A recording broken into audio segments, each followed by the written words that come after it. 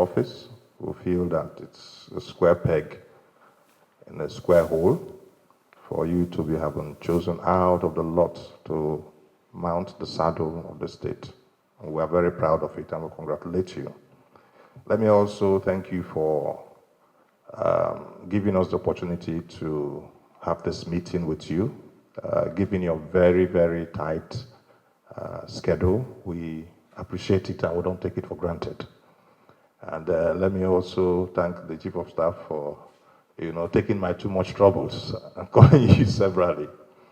I feel a little bit nostalgic because I've been here before, being a son of the soil in several capacities as special advisor on projects and the head of the Bureau for Special Projects for some time, and then as Commissioner for Works, and as Commissioner for Works and Special Projects again, before His Excellency, Mr. President, graciously appointed me to head this agency. His Excellency, we are here to present to you a myriad of projects we are going to be embarking upon in Rivers State. We are going to be embarking on 43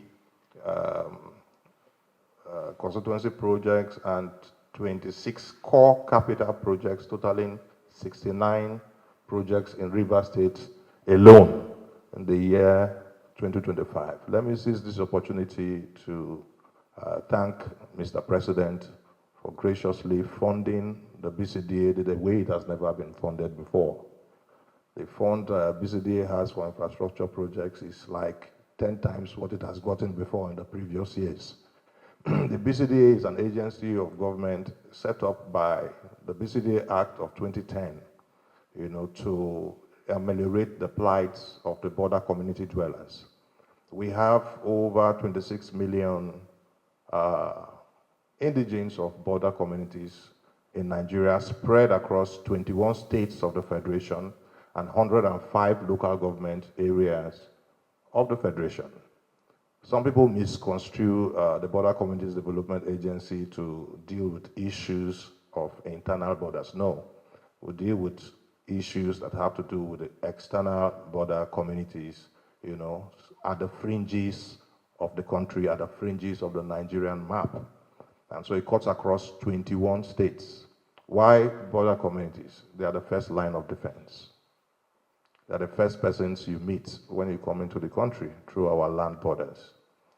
We have borders with Niger, we have borders with Chad, we have borders with Cameroon, we have borders with Benin Republic. And we have 105 LGAs spread across 21 states that are involved. And the contemplation of the act establishing the BCDA had thought it wise to look into the infrastructural and socioeconomic development of these people because they are often far from the center. They are underserved. It's even better for me to use the word unserved. And so they are, they lack basic amenities. In fact, there was a day I traveled to Samia community with the Minister of Foreign Affairs and the Controller General of Customs. It took us a whole full day, even if we flew, to access one border community. You see Nigeria here, you just cross maybe 2 poles away and you see Sagbena community in Benin Republic.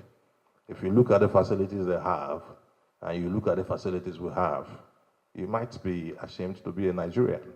That is why BCDA has been set up to look into the infrastructural and socioeconomic development of our border communities.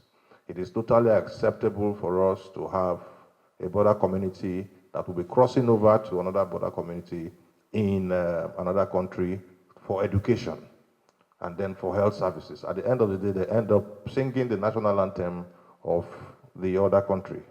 And Mr. President has said that is unacceptable, and we have taken it upon ourselves to make sure that we ameliorate their plights. There are over 3,000 of such communities, and we've started with our intervention. Our intervention and our focus this year, we've come up with our strategic action plan. Our intervention, basically, we are focusing on water supply, because water is very important. Almost all border communities do not have access, to potable water. We're also focusing on education, to provide good education for the border community dwellers. We're focusing on health. We're focusing on social services, agriculture, and the rest of them. And of course, power, because most of them are not linked to the national grid. So we're coming up with off-grid, power solutions for all of these border communities. It might interest you to know that Rivers State also have border communities. Akwa Ibom State, Cross River States also have border communities. But much of those in the Niger Delta area are maritime borders. Those in the northern and western areas are land borders. And so we have maritime borders too. We are planning with the Chinese border agency to see how we can come up with good security structure and network, satellite-based and drone-based for our maritime borders and our land borders. We're also collaborating with the Ministry of Interior to see how we can securitize our land borders. That is not the discussion for today. That will come up very soon, but I think that will be one of the biggest boosts for our renewed hope agenda led by Mr. President Bola Ahmed Tinubu. So I've come here to basically notify you that we will be embarking on 69 projects in Rivers State alone this year, and particularly for border communities. And then next year we'll do more than we are doing this year. Totally in the country, we are doing about 250 projects this year alone. In fact, one of the solar mini-grid projects that we have, which is a pilot case, will be located in Rivers State here. The other one will be in Borno State. The other one will be in Jigawa State. And the other one will be in the Etung area of Cross River State. Around the Etung area, around the Danare area, around the Bakassi area, we have very critical border communities we intend to, even Akpoti-Uduaghan local government, to intervene on. In Cross River State, around the Eket area, around the Sireket area, and around the Ikorabas area, we have maritime borders. In River State, most of the communities around Akpoti-Uduaghan local government area, around the Andoni area, are all maritime borders. Just to mention a few, we have land borders in Kebbi State, in the Samiya area. Just to mention a few, we have Ilela in Sokoto, we have Megatari in Jigawa State, we have in Taraba, and a lot of other states, just to mention a few. And so we'll be doing a lot of intervention this year. And we are very sure that before the end of the year, you will join us in the Presidential Villa Banquet Hall, as we're going to be having an international event that will bring together all the governors of these 21 states, the deputy governors too, being heads of the border and boundary commissions in their various states, and then we'll be expecting at least 4 presidents or vice presidents from our ECOWAS nations, especially those that share border with us, so that we can jointly plan for the security and the infrastructural and socio-economic development for our border community dwellers. Your Excellency, another good news I've come with is that we intend to set up a zonal office of the Border Communities Development Agency in Port Harcourt here. We've just set up the Western Zonal Office in Lagos State. We also have board offices in Borno State and Katsina State. And so we intend to kickstart with this, as in fact, we've even started the employment process.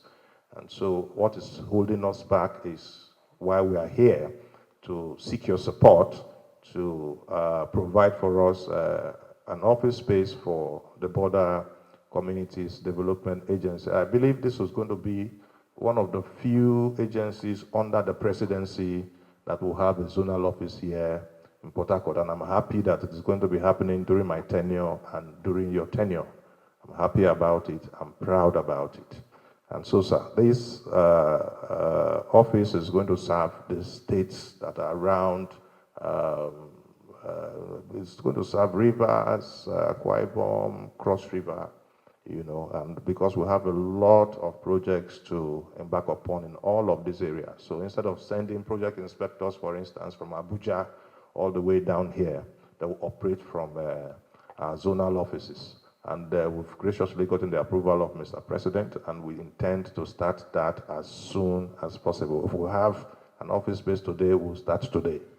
If we have it tomorrow, we'll start tomorrow, and I'll call you on that day to come and open the office. It might please you to note, our dear administrator, that the Border Communities Development Agency has a governing board. Yes, I'm the chief executive officer, but the governing board is led by the vice president, Senator Kashim Shettima, and he has been very supportive of everything. I think it's our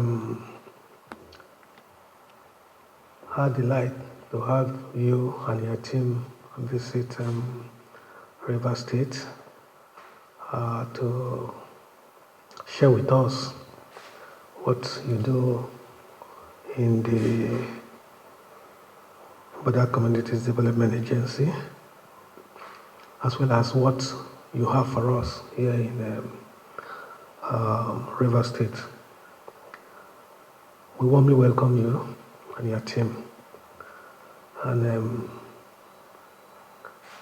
your visit is timely in the sense that you are visiting us at the point of period of stabilization.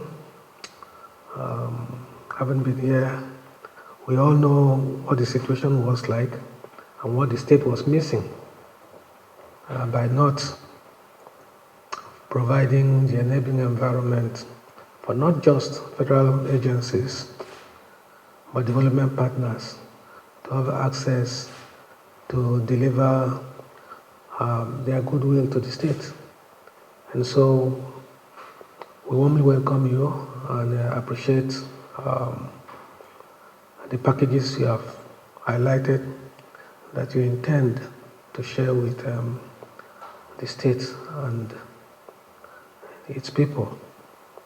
Let me also acknowledge your congratulatory message that you extended to me, and to assure you that in the period that I'm here, we will try as much as possible not to disappoint the people of the state and Nigerians as a whole. I want to commend your role and in advancing development of border areas and vulnerable communities in the border areas within the country. 21 states sharing borders and appearing to be neglected, perhaps it's an understatement. I feel we should look inward and see what we have, even with the communities that are not sharing borders, that are not that far from the state capitals. And I believe this country is so well endowed and rich to be able to bring even development to everybody. We have so many government agencies, development agencies, we have international donor agencies that are all trying to support the development of the nation. But one thing is lacking.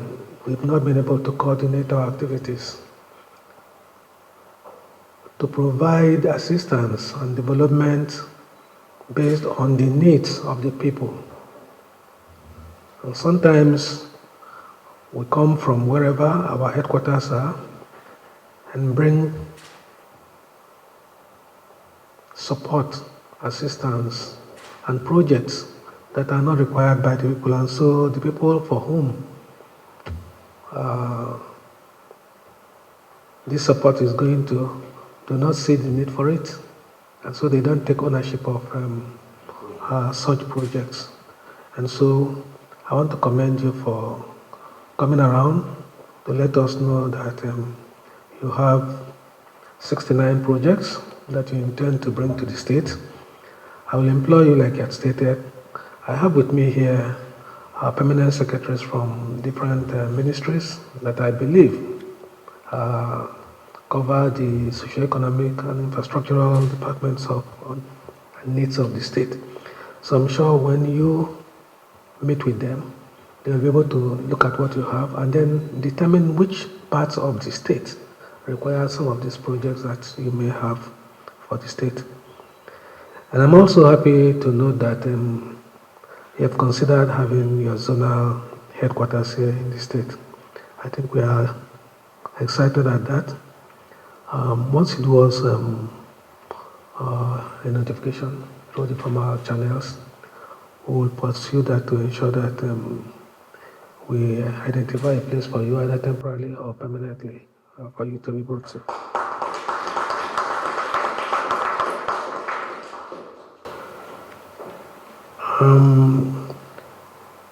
The state, River State, is host to quite a lot of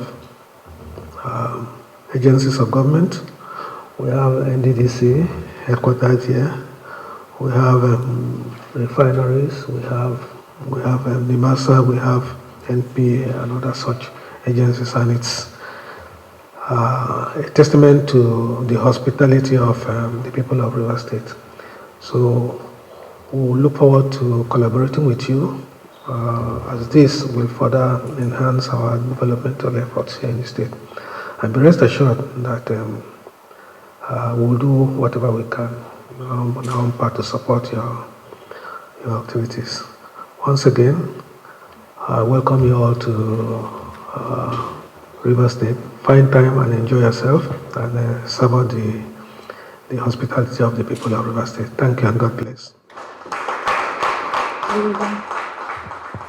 We will now invite Dr. George Kelly to sign the visitors register.